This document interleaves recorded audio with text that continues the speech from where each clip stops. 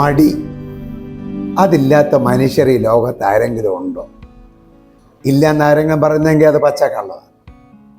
എന്തായാലും മടി എല്ലാവരിലും ഉണ്ട്. ന്യൂട്ടനും പറഞ്ഞു ഇനേർഷ്യ. റസ്റ്റ് ഇരിക്കുന്ന ഒരു ബോഡി റസ്റ്റിൽ തന്നെ തുടരാൻ ശ്രമിക്കും. ഒരു നേർരേഖ ചലിക്കുന്ന വസ്തു ചലിച്ചുകൊണ്ടേയിരിക്കും, തന്നെത്താനെ മാറ്റം വരുത്തില്ല. അപ്പോൾ എല്ലാ ലോകത്തുള്ള വസ്തുക്കൾക്കും ഉണ്ട് ഈ ഇനേർഷ്യ എന്ന് നമ്മൾ ഇനേർഷ്യ എന്ന് ഫിസിക്സിൽ വിളിക്കുന്നത് ഈ മടിയെ തന്നെയാണ്. നമ്മൾ മടി പിടിച്ചാലോ? പല കുട്ടികളിലും മടി പിടിച്ച് കാണുന്ന ഒരു പ്രശ്നമുണ്ട്. തിങ്കളാഴ്ച വിചാരിക്കും ഇന്നങ്ങ് മടിച്ച് വിചാരിക്കും ഇന്നങ്ങ് വിശ്രമിക്കാം, നാളെ ചൊവ്വാഴ്ച പഠിക്കാം. നാളെ ചൊവ്വാഴ്ച വരയ്ക്കും ഈ ചൊവ്വാഴ്ച അങ്ങ് പോയിട്ട് ബുധനാഴ്ച പഠിക്കാം. ബുധനാഴ്ച അത് വ്യാഴാഴ്ചത്തേക്ക് വയ്ക്കുന്നു. വ്യാഴാഴ്ചയാകുമ്പോൾ വിചാരിക്കുന്നു എന്തായാലും ഈ ആഴ്ചയിൽ 4 ദിവസം പോയില്ലേ, അപ്പോൾ പിന്നെ അടുത്ത ആഴ്ച പഠിക്കാം. രണ്ടാമത്തെ ആഴ്ച ആയിരിക്കും ഒന്നാമത്തെ ആഴ്ച പോയില്ലേ, ഈ ആഴ്ച കൂടെ പോട്ടെ. മൂന്നാമത്തെ ആഴ്ച ആയിരിക്കും ഈ മാസത്തിൻ്റെ പകുതി കൂടുതൽ പോയി, ഇനി അടുത്ത മാസം പഠിക്കാം. നാളെ നീളെ എന്ന കവികൾ പറഞ്ഞത് അങ്ങനെയാണ്. ഈ മടി തുടരാൻ അനുവദിക്കണം, അത് മാറ്റണ്ടേ? അതിന് നമുക്ക് വേണ്ട ഒന്നാമത്തെ കാര്യം, നമുക്കൊരു ലക്ഷ്യബോധം വേണം. ഇപ്പോൾ ഒരു കാര്യം ആലോചിച്ച് നോക്കൂ പ്രിയപ്പെട്ട കുഞ്ഞുങ്ങളെ. നിങ്ങൾ സ്കൂൾ വിട്ട് വൈകുന്നേരം സ്കൂൾ ഗേറ്റിൻ്റെ നടയിലെത്തിയാൽ, ട്യൂഷനൊന്നും ഇല്ലാത്തൊരു ദിവസമാണെങ്കിൽ നിങ്ങൾ നേരെ എങ്ങോട്ടാണ് പോകുന്നത്? വീട്ടിലേക്കല്ലേ പോകുന്നത്? പക്ഷെ നിങ്ങൾ ഗേറ്റിൻ്റെ അവിടെ നിന്ന് ചിന്തിക്കാറുണ്ടോ എനിക്ക് എങ്ങോട്ട് പോകണമെന്നോ, ഏത് വഴിയാണ് പോകേണ്ടതെന്നോ, എൻ്റെ വഴി ഏതെന്നോ നിങ്ങൾ ചിന്തിക്കാറുണ്ടോ? ഇല്ല. കൂട്ടുകാരോടങ്ങ് സംസാരിക്കുന്നു, പക്ഷെ നിങ്ങൾ പോകേണ്ട വഴി ഓട്ടോമാറ്റിക്കായിട്ട് കാര്യങ്ങളങ്ങ് പോകുന്നു. എന്താ അതിന് കാരണം? വീട്ടിലാണ് എത്തേണ്ടതെന്ന് ഉറച്ച ലക്ഷ്യബോധം നിങ്ങളുടെ മെമ്മറിയിലും ബ്രെയിനിലും ഉള്ളത് കൊണ്ട് ആ ലക്ഷ്യം നിങ്ങൾക്കൊരു മാർഗം നൽകുന്നു. ഇതുപോലെ നിങ്ങൾ മടി മാറാൻ വേണ്ട ഒന്നാമത്തെ കാര്യം, ഒരു ഉജ്ജ്വല ലക്ഷ്യം നിങ്ങൾ ഉണ്ടാക്കണം. പഠിച്ച് എനിക്കൊരു കളക്ടർ ആകണം, അല്ലെങ്കിൽ ഡോക്ടർ ആവണം, അല്ലെങ്കിൽ ഒരു സ്കൂൾ ടീച്ചർ ആവണം, അല്ലെങ്കിൽ കോളേജിലൊരു അസിസ്റ്റൻറ്റ് പ്രൊഫസർ ആകണം, അല്ലെങ്കിൽ ഒരു സയൻറ്റിസ്റ്റ് ആവണം, അല്ലെങ്കിൽ ഒരു വക്കീലാവണം. ഇങ്ങനെ ഏതെങ്കിലും, അത് നിങ്ങളുടെ ഇഷ്ടം. ഏത് പ്രൊഫഷൻ തിരഞ്ഞെടുക്കണമെന്ന് ഞാൻ പറയില്ല. എല്ലാ പ്രൊഫഷനും അതിൻ്റേതായ പ്രാധാന്യവും മാന്യതയും പ്രയാസങ്ങളും ഒക്കെ ഉണ്ട്. ഇതിലേതെങ്കിലും ഒരു പ്രൊഫഷൻ എനിക്കായേ പറ്റുമെന്ന് ഒരൊറ്റ പ്രൊഫഷൻ തിരഞ്ഞെടുക്കൂ. എന്നിട്ട് ദിവസവും കിടക്കാൻ നേരം കണ്ണടച്ച് കിടന്ന് നിങ്ങൾ ആ പ്രൊഫഷൻ ചെയ്യുന്ന രംഗം മനസ്സിൽ കാണും. അങ്ങനെ നിങ്ങൾ ദിവസവും ചെയ്യുമ്പോൾ അതാവണം എന്നുള്ള ലക്ഷ്യം നിങ്ങളുടെ മനസ്സിൽ ഉറച്ചു. അങ്ങനെ കുറേ ദിവസം ചെയ്ത് കഴിയുമ്പോൾ ആ ലക്ഷ്യം നിങ്ങളുടെ മനസ്സിൽ ഉറച്ചു കഴിയുന്നത് കാരണം സ്കൂൾ വിട്ടാൽ വഴി ഏത്, എങ്ങോട്ട് പോകണമെന്ന് ചിന്തിക്കാതെ വീട്ടിലേക്കുള്ള വഴിയെ പോകുന്നത് പോലെ നിങ്ങൾ പഠനത്തിൻ്റെ വഴിയേ തന്നെത്താനെ പോകും. തന്നെത്താനെ മാറും മടി. അല്ല, മടി എങ്ങനെ മാറ്റാമെന്ന് ആലോചിച്ചുകൊണ്ടിരുന്ന ഒരിക്കലും മാറില്ല, കൂടുതൽ മടിയാണ്.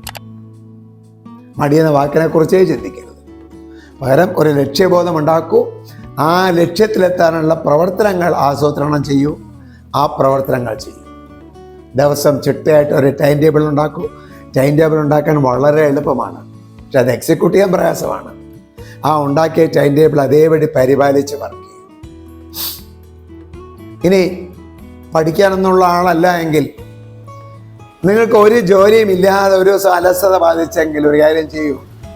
ഒരു 10 കൊച്ചങ്ങ പറക്കിയെടുത്ത് മുറ്റത്ത് ഒരു മൂലയിൽ വയ്ക്കൂ. ഒരു കൊച്ചങ്ങ എടുത്ത് ഒരു മൂലയിൽ നിന്ന് മറ്റേ മൂലയിൽ കൊണ്ടുവയ്ക്കും. അങ്ങനെ ഓരോന്നോരോന്നായിട്ട് ഒരു മൂലയിൽ നിന്ന് മറ്റേ മൂലയിലോട്ട് മാറ്റും, പിന്നെ തിരിച്ചു മാറ്റും. അങ്ങനെ 5-6 പ്രാവശ്യം ചെയ്യും. ഒരു കൊച്ചു കാര്യം ചെയ്താൽ മതി, ആ മടി അങ്ങ് മാറിക്കിട്ടും. പിന്നെ നിങ്ങൾ ഇഷ്ടപ്പെട്ട ബുക്കുകൾ, കഥകളായിക്കോട്ടെ കാർട്ടൂണുകളായിക്കോട്ടെ, ഇഷ്ടപ്പെട്ട ബുക്കുകൾ കൂടുതലെടുത്ത് വായിക്കാൻ തുടങ്ങും. അത് കൂടുതൽ വായിച്ചു വരുമ്പോൾ നിങ്ങളിൽ വായനാശീലം തന്നെത്താനെ ഉണ്ടാവും.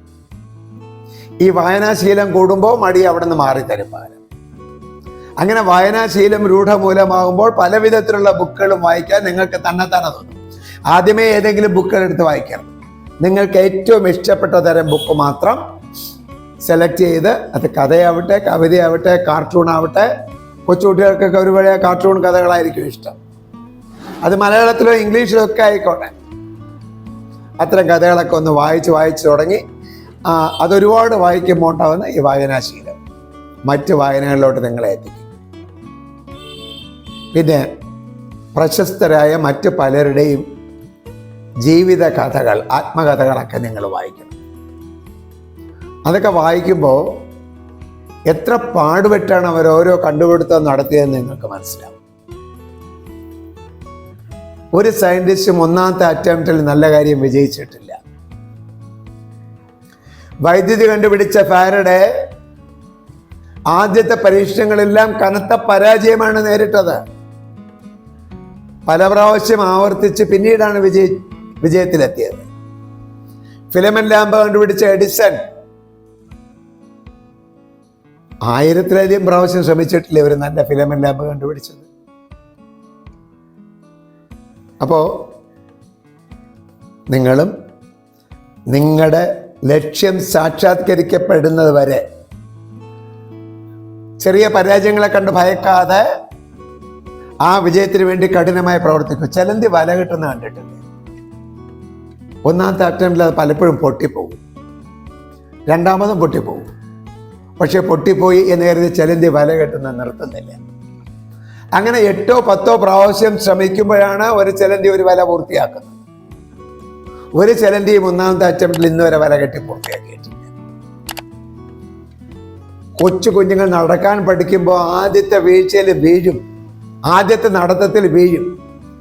ആദ്യത്തെ നടത്തത്തിൽ വീഴുന്നു എന്നേര് നടക്കാതിരുന്നാൽ പിന്നെ ആ കുട്ടി എന്തെങ്കിലും നടക്കാൻ പഠിക്കുമോ? പലവട്ടം വീണിട്ടാണ് കുട്ടി നടക്കാൻ പഠിക്കുന്നത്.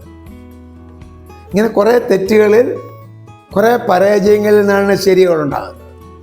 അപ്പോൾ പരാജയങ്ങളെക്കുറിച്ച് ചിന്തിക്കാതെ നിങ്ങളുടെ ലക്ഷ്യത്തിന് വേണ്ടിയുള്ള പ്രവൃത്തികൾ ചെയ്യുമ്പോൾ തന്നെത്താനെ മാറിത്തരുന്ന ഒന്നാണ് മടി. അല്ലാതെ മടി മാറ്റാൻ വേണ്ടി കുത്തിയിരുന്ന് ചെയ്യാൻ പറ്റിയ ഒരു ജോലിയും ഒരു കർമ്മവും ഒരു വഴിയും നമുക്കില്ല. ഇത്രയേ ഉള്ളൂ. ഞാൻ ആദ്യം പറഞ്ഞതുപോലെ നല്ലൊരു ലക്ഷ്യബോധം ഉറപ്പിക്കൂ. ആ ലക്ഷ്യത്തിലെത്താൻ എന്ത് ചെയ്യണമെന്ന് ആലോചിക്കൂ. ആ ലക്ഷ്യം നിങ്ങൾ നിറവേറ്റുന്ന സ്വപ്നം കാണൂ. അബ്ദുൽ കലാം സാർ പറഞ്ഞതുപോലെ ആ സ്വപ്നത്തെ ആലോചിക്കൂ. ഉണർന്നിരുന്ന് കാണുന്ന ഈ സ്വപ്നം, ഉറക്കത്തിൽ കണ്ട സ്വപ്നമല്ല, ഉണർന്നിരുന്ന് കാണുന്ന ഈ സ്വപ്നത്തെ ആലോചിക്കൂ. അതിനുള്ള വഴികൾ കണ്ടെത്തൂ. ആ വഴിക്ക് നിങ്ങളുടെ പ്രയാണം ആരംഭിക്കൂ. അതോടൊപ്പം നിങ്ങളുടെ ബുദ്ധി ഏത് വഴിക്കാണ് ഏറ്റവും കൂടുതൽ എന്ന് കണ്ടെത്തി ആ വഴിക്ക് നിങ്ങൾക്ക് പ്രയാണം ആരംഭിക്കാം. ഒരു ലക്ഷ്യബോധമുണ്ടാക്കി ആ ലക്ഷ്യത്തിന് വേണ്ടി പ്രവർത്തിക്കാൻ തുടങ്ങുക മാത്രം ചെയ്യുക. വായന ഒരു ശീലമാണ്. അതുപോലെ ദിവസം ഒരു 5 മിനിറ്റ് എന്തെങ്കിലും എഴുതും. ആദ്യ ദിവസങ്ങൾ നിങ്ങൾ എഴുതുന്ന വെളിയിൽ ആരെയും കാണിക്കേണ്ട, കാരണം ശുദ്ധ അബദ്ധങ്ങളൊക്കെ ഉണ്ടാവും. നിങ്ങൾ മാത്രം വായിച്ചാൽ മതി, സ്വന്തം അച്ഛനമ്മയും പോലും കാണിക്കരുത്. പക്ഷെ ഒരു ദിവസം ഒരു 5 മുതൽ 10 മിനിറ്റ് വരെ എന്തെങ്കിലും നിങ്ങൾ എഴുതൂ. മുടക്കാതെ എല്ലാ ദിവസവും എഴുതൂ. 1 വർഷം കഴിയുമ്പോൾ നിങ്ങൾ നല്ല എഴുത്തുകാരനായിരിക്കും.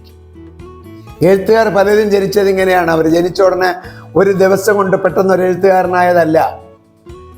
5 മുതൽ 10 മിനിറ്റ് വരെ കുത്തിക്കുറിച്ച് അത് ഓരോ ദിവസവും ആവർത്തിച്ച് ചെയ്യുമ്പോൾ തെറ്റുകൾ കുറഞ്ഞ് ശരികൾ കൂടി അതിൻ്റെ ക്വാളിറ്റി കൂടി നല്ലൊരു എഴുത്തുകാരനാവും നിങ്ങൾ. ഒരു എഴുത്തുകാരൻ നിങ്ങളുടെ ഉള്ളിൽ ഒളിഞ്ഞിരിക്കുന്നു. ആ എഴുത്തുകാരനെ കണ്ടുപിടിക്കൂ, പുറത്തെടുക്കൂ, എഴുതി തുടങ്ങൂ. ധാരാളം പുസ്തകങ്ങൾ നിങ്ങൾക്കും എഴുതാം. ഇങ്ങനെ കർമ്മനിരതരാവൂ. കർമ്മം കൊണ്ട് മടിയെ നേരിടൂ. ഉജ്ജ്വല വിജയങ്ങൾ നേരിടൂ. ഉജ്ജ്വല വിജയങ്ങൾ നിങ്ങളെ കാത്തിരിക്കുന്നു. Wish you all the best.